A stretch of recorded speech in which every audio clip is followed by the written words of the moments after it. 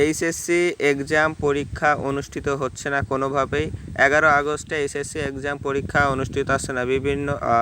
দেশে বিভিন্ন স্থানে চলমান সাংস্কৃতিক বা এইচএসসি সময় পরীক্ষা প্রশ্নগুলো পুড়ে যাওয়ার কারণে 11 আগস্ট এইচএসসি পরীক্ষা অনুষ্ঠিত হচ্ছে না। আজ মঙ্গলবার সংসদ সদস্য তথ্য নিশ্চিত করেছে ঢাকা শিক্ষা বোর্ডের চেয়ারম্যান তপন কুমার সরকার।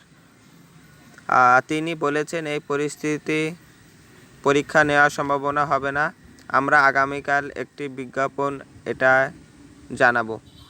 তো এই বিষয়ে আরও জানতে আমাদের চ্যানেলটি সাবস্ক্রাইব করে রাখতে পারেন, পাশে থাকা বেল আইকনটি বাজিয়ে রাখতে পারেন। এবং আরও অনেক কিছু বলেছে। বিভিন্ন থানায় আমরা যে প্রশ্ন পাঠিয়েছি সেগুলো পড়ে গেছে, এগুলো আবার নতুন করে ছাপানো হবে। কোটা সংক্রান্ত আন্দোলনে ঘিরে সৃষ্টি শিক্ষার্থীদের নিরাপদ কথা বিবেচনা করা দফায় দফায় চলমান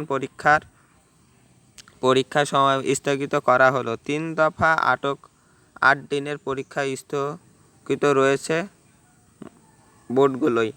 তাই এই পরীক্ষাগুলো অনুষ্ঠিত হবে, এখনও প্রকাশ করা হয়নি। 11 আগস্টে পরীক্ষাটি বন্ধ করে দেওয়া হয়েছে, তা স্থগিত হবে আবারও কিছুক্ষণ বা কিছুদিন পরে। যখনই আমরা নোটিশগুলো পাবো তখনই আপনাদের মাঝে উপস্থাপন করব।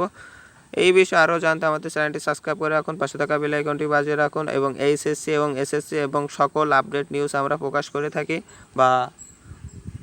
তো দেখতেই পারছেন, আপনাদের পরীক্ষার যেটা হওয়ার কথা ছিল সেটা আবারও স্থগিত করা হলো। তাই এই ভিডিওটা এই পর্যন্ত শেষ করছি। ধন্যবাদ সবাইকে।